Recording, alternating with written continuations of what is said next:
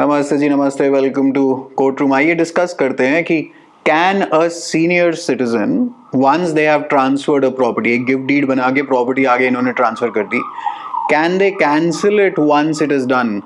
A recent Supreme Court judgment clarifies it.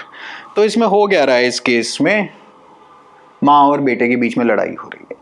Let us understand the kahani behind it and then we will come to the facts.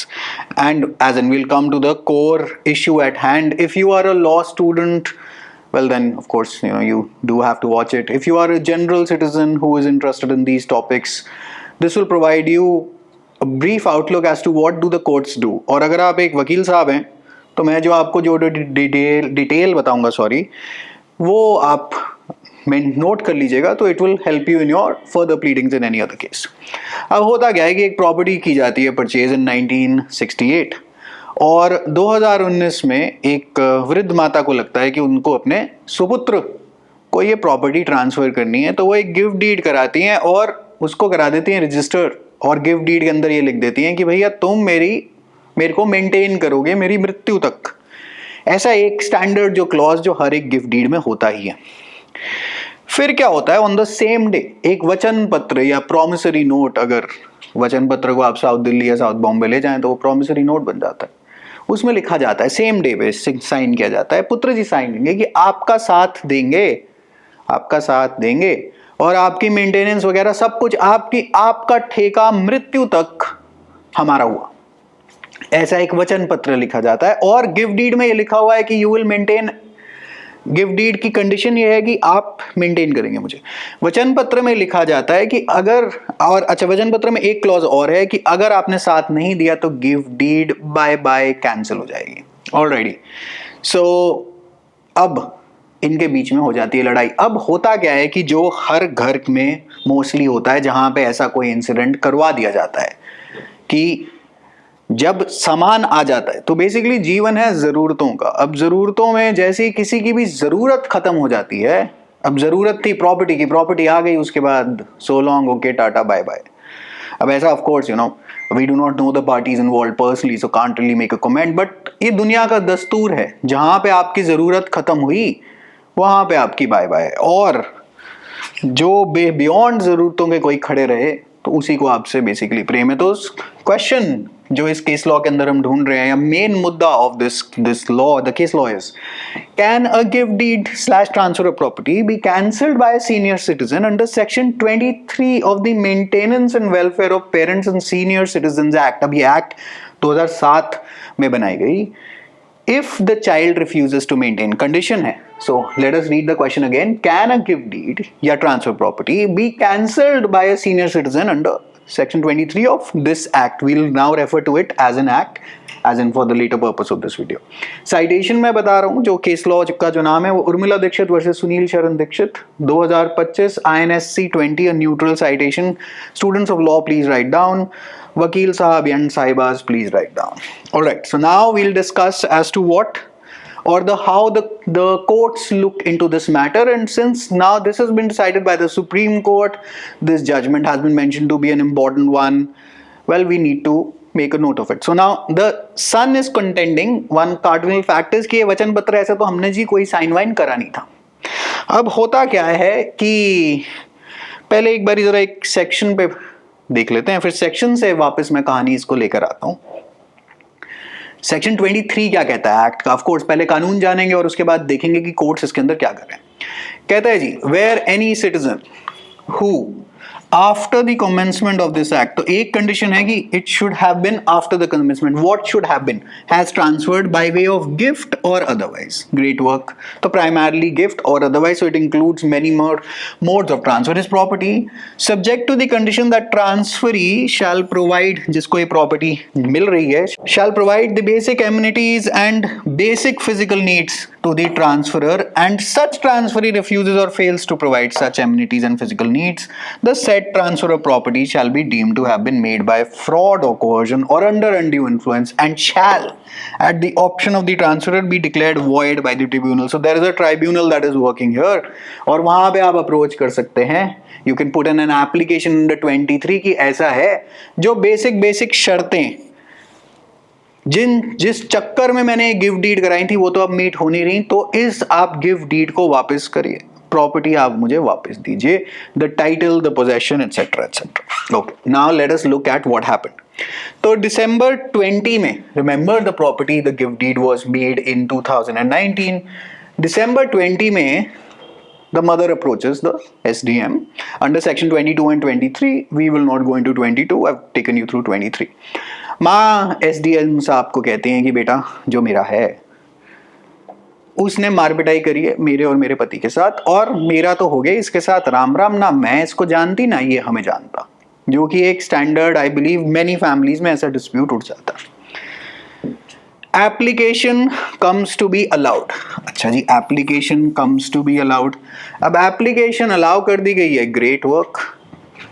तो इसका मतलब माता जी को relief मिल गया है कि प्रॉपर्टी का हो गया है आपका काम तमाम। Alright, then of course the son is going into appeal, there is an appellate tribunal under the act, तो उसमें भी राम राम हो जाती है। सन को कहता है तुम जाओ यहां से, जो हुआ है ठीक हुआ है। यहाँ पे अपील नंबर 2 में रिट लगा दी जाती है मध्य प्रदेश हाई कोर्ट में, जहां पे सिंगल जज फिर पुत्र को कहता है कि तुमने ये काम ठीक नहीं करा है, and she has full right to cancel the gift deed. फिर पुत्र जी को वापस भेज दिया जाता है। अब पुत्र जी थोड़े यहां पर लिटिगेंट टाइप आदमी है, फिर से वो एक और रिट में जाते हैं, डिवीजन बेंच इनको अलाउ कर देती है। इसीलिए पता नहीं होता कि लिटिगेशन में क्या होता है, इसीलिए वकील साहब कहते हैं कि देखें आगे क्या होता है, it depends on the facts and circumstances of the case. तो डीबी सेज, और डीबी ने जो रेशियो जो दिया हुआ है वो कहती है, रेशियो इन द सेंस जो डिसीजन के पीछे की जो रीजनिंग है, वो कहती है कि जी gift deed had no clause. Gift deed में कहाँ लिखा था कि we will take back the gift deed if you did not maintain us. Gift deed में तो ऐसा लिखा नहीं, गिफ्ट डीड में एक स्टैंडर्ड क्लॉज है that the donee shall maintain, but बाकी कोई एज सच कोई इफेक्ट नहीं है। और वो जो वचन पत्र है उसको हम ज्यादा कुछ इफेक्ट, मतलब हमारी तरफ से हम कमेंट तो नहीं कर रहे, लेकिन हमें ज्यादा मतलब they ignored it to an extent. And एक इन्होंने यहाँ पे एक कमेंट कर दिया that tribunal can't check beyond deed वगैरह, वचन पत्र वगैरह सब साइड में रखो, जो डीड में है ट्राइब्यूनल उसको चेक करे। अब डीड के अंदर ऐसा कोई क्लॉज नहीं था कि गिफ्ट वापस ले लिया जाएगा अगर मेंटेनेंस नहीं हुई, वो तो प्रॉमिसरी नोट या वचन पत्र में लिखा हुआ था। Great work. नाउ माता जी खड़ी हैं सुप्रीम कोर्ट में अगेंस्ट दिस डीबी का decision. Alright, so this is where the story works. Now Supreme Court क्या कहता है? सुप्रीम कोर्ट ने, of course Supreme Court decided in the favour of the mother, which it usually tends to do, and Supreme Court ने अपने ratio या decision के अंदर ये बोला, I'll read it out to you. A beneficial legislation. So students of law, you can write this down. If you are a lawyer, you can write this down. A beneficial legislation must receive a liberal construction in consonance with the objectives of the act it seeks to serve. अब जो objective है, जो preamble है, वो भी आपको consider करना है in the case of a beneficial legislation, यानी वो कानून जो एक्चुअली किसी को बेनिफिट कराने के लिए बनाया गया। इन दिस केस ये कानून बनाया गया है for the benefit of senior citizens. So you have to look at the preamble, you have to look at the objectives of the act.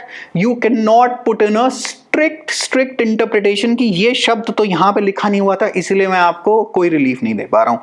तो ये इन्होंने अब प्रेसिडेंट सेट कर दिया। इनफैक्ट प्रेसिडेंट ये ऑलरेडी सेट था। I really do not know how the dB gave this decision that they did. Any which way, now they से we will quote the objectives। जब उस टाइम पे जब ये एक्ट बनी है तो ये किस खुशी में बनी थी या क्या जरूरत थी इसको बनाने की। Traditional norms and values of the Indian society laid stress on providing care for the elderly. I'm just going to read it out from the board.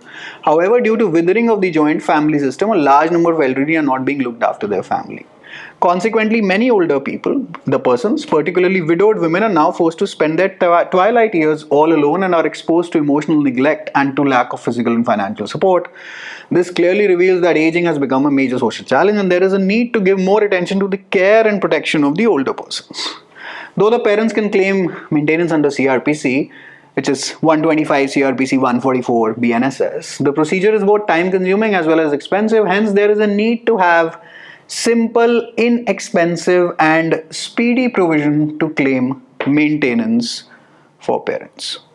Now, always remember there is a parallel provision that exists pretty much in the CRPC. However, parallel in the sense in which you can claim maintenance. This act specifically tells you that you can call back, you can cancel the gift deed. If in judiciary exams, of course, if you're preparing for judiciary, then courtroom by TLOI. But anyway, if you're preparing for judiciary exams, if you're writing an answer on maintenance, and guess what? If there is space, and if you have the time, and if you can make a reference to cancellation of gift deed, etc., that there is a parallel provision in section 23 of the Maintenance and Welfare of Senior Citizens, etc., fetches you that half mark extra. But of course, it has to make sense in the answer. Great work. So now they say, ये तो हो गए objective. फिर कह रहे जी preamble of the act states that it is intended towards more effective provisions for maintenance and welfare senior citizens guaranteed and recognized under the constitution. Now see, section 23 when read with this, एक वृद्ध व्यक्ति आपके पास court में न्याय मांगने आया है कि जी ऐसा है, मैंने अपने बच्चे को ये प्रॉपर्टी पकड़ाई थी और इस कंडीशन में पकड़ाई थी कि चलो इसका भी भला हो, लेकिन ये तो हमें तो बिल्कुल ही नकार ही गया कि जी अब तो तुमसे कोई लेना देना नहीं, अब तो और कोई प्रॉपर्टी आएगी नहीं, तो बाय बाय टाइम हो गया. अगर ऐसे कोई न्याय मांगने आया और आप उसको कहें कि गिफ्ट डीड में तो ऐसा कुछ लिखा नहीं है, इसलिए हम आपको न्याय नहीं दे पाएंगे यहाँ पर, तो ये तो पूरी की पूरी एक्ट का आपने बेड़ा गर्क कर दिया, अगर पंजाबी में बोलूँ तो, या भट्टा बैठा दिया इन स्लैंग में बोलूँ, या you have failed the act अगर इंग्लिश में बोलूँ तो. Do you understand where they are going with this? That how can you interpret a beneficial piece of legislation in a narrow manner? This is pretty much like if you, on a technical procedural defect, allow it to vitiate the trial that is there. Do you understand? Okay. So classic case law, इन्होंने एक guidelines basically जहाँ पे दी थी for senior citizens. This is only for lawyers. Ashwini Kumar versus Union of India, 2019, 2 SCC 636. The citation for you for further pleadings. Directions for protection of senior citizens were given in this case law. All right. Let me see if I have not missed out any of my pages, because I do not do this from a teleprompter. Right. So using this ratio. They said that you have to interpret the section in consonance with, or you have to read with in law ki language, the sections, ये आपकी the statements and objectives of the act and the preamble, right?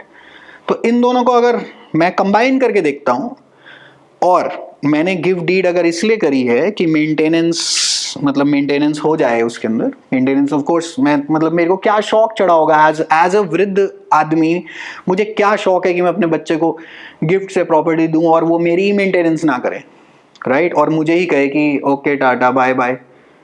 वहां पर I will grant relief to the senior citizen. So that is the aim of a beneficial legislation. So this is the approach. Now, because Supreme Court है, Supreme Court ने एक कानून बनाया है, कानून बनाया in the sense कि एक judgment में ये ratio या ये चीज़ आप declare करिए. So this is binding on all other courts under Article 141 of the Constitution of India and doctrine of stare decisis, right? So this becomes extremely, extremely important. All right. Now, so we are covering out all the major Supreme Court judgments, which are, well, extremely beneficial. We'll be making out making two playlists on the channel, जिसके अंदर एक will be Supreme Court judgments, जिसमें Constitution Bench वगैरह की सारी judgments की discussion होगी. एक मैं अलग I think separate out कर दूँगा family law judgments, because they are much more relatable to our everyday, well, day-to-day work. या एक ही playlist कर देंगे, whatever we finalize on at the back end. So do explore that. We have already covered out many judgments if you are interested in these sort of discussions.